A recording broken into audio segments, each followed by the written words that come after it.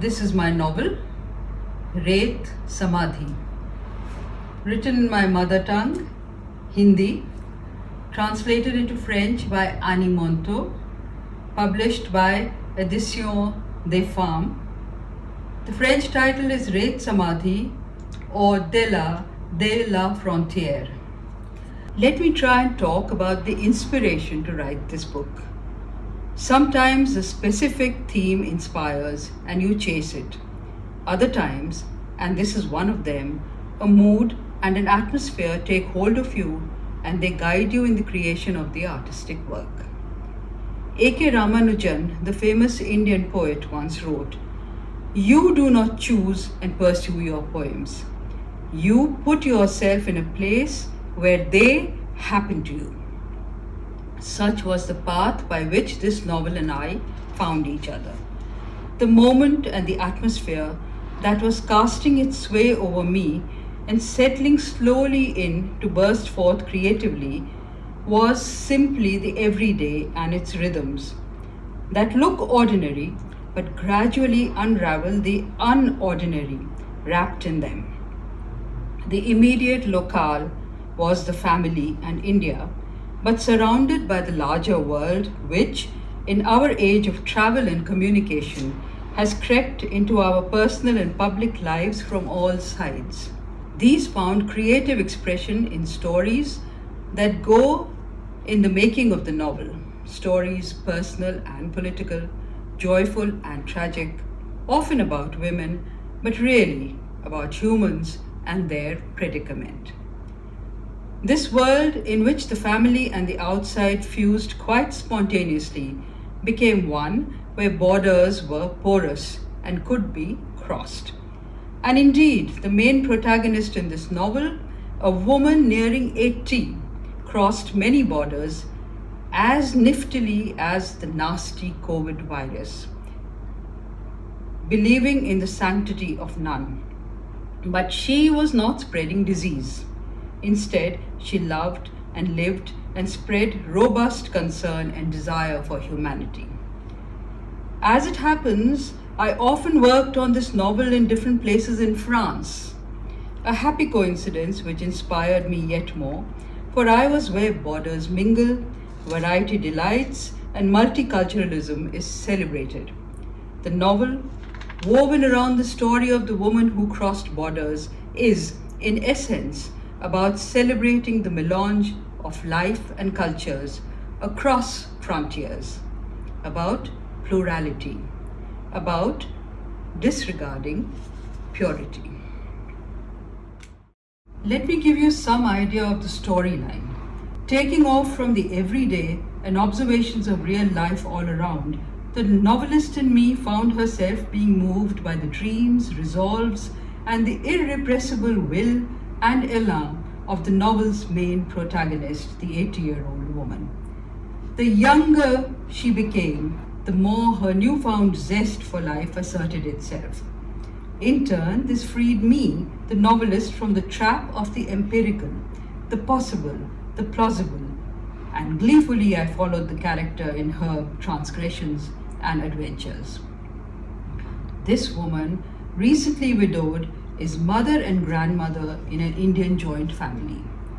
At the start of the novel, she lies as if bedridden, back turned to the world as if she has lost the will to live. But something stirs in her almost unobtrusively, and events follow upon events. She gets up, moves away, and keeps reinventing herself and her life, renewing old relationships in unexpected new ways, forging fresh friendships like a very close bond with a transgender, rediscovering her body with an obsession and excitement reminiscent of a young adolescent's delight with the changes that come with puberty. This wife, mother, grandmother goes places, adding story upon story from her past into her present, into her future, all new, even if often made from the old. Bit by bit, an ordinary looking homemaker is turning into an iconic woman of an epoch. Effortless and lively, she crosses border upon border of etiquette, of age, in time and space, of gender, and in the latter part in the novel of the two nations of India and Pakistan. The novel is in three parts. In the first is the back turned on the family and the world. In the second, sunshine, real and metaphoric, streams richly in the 80-year-old. And in the third, a love and life story find their denouement, their culmination. As far as the French language goes, I have a real love relationship with it.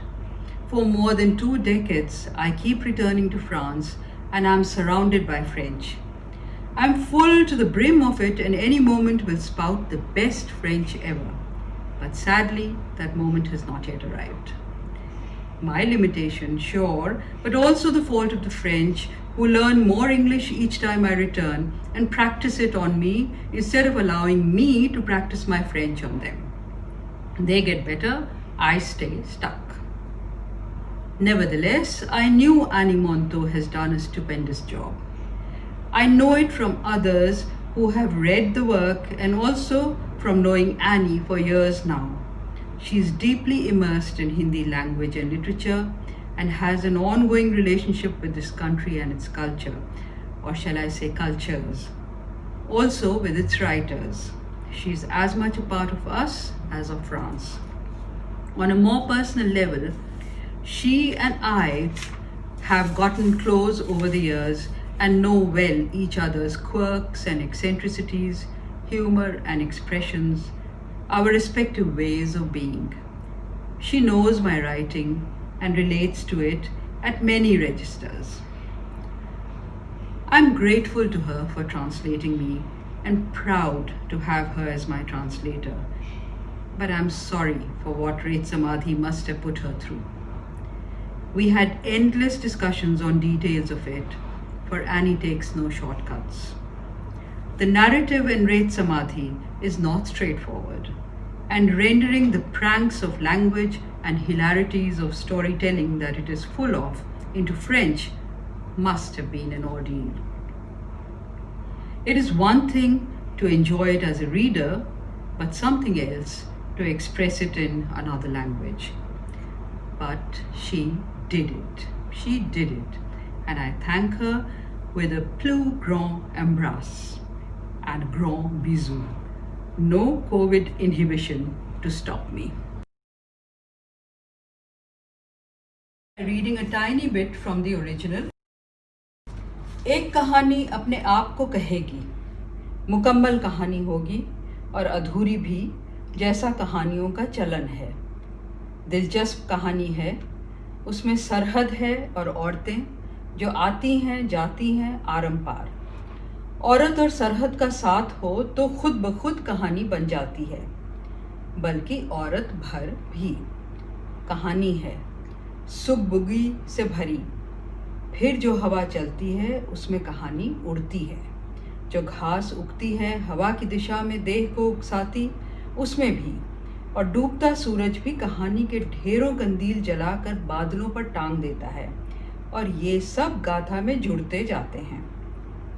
राह आगे यूं बढ़ती है, दाएं बाएं होती घुमावती बनी, जैसे होश नहीं कि कहाँ रुके, और सब कुछ और कुछ भी किस्से सुनाने लग पड़ते हैं। ज्वालामुखी के अंतर्घट से निकलता चुप चुप भरता भाप और अंगारों और धुएं से फूटता अतीत। इस किस्से में 2 औरतें थीं, उन औरों के अलावा जो आईं और चली गईं, या वे जो बराबर आती जाती रहीं, और वे भी जो लगभग लगातार रहीं पर बहुत अहम नहीं थीं, और उनका तो अभी जिक्र ही क्या जो औरतें नहीं थीं। अभी ऐसा कि 2 औरतें अहम थीं और उनमें से एक छोटी होती गई और एक बड़ी। 2 औरतें थीं और एक मौत। 2 औरतें, एक मौत, क्या खूब जमेगी, मिल बैठेंगे जब साथ हम और वे।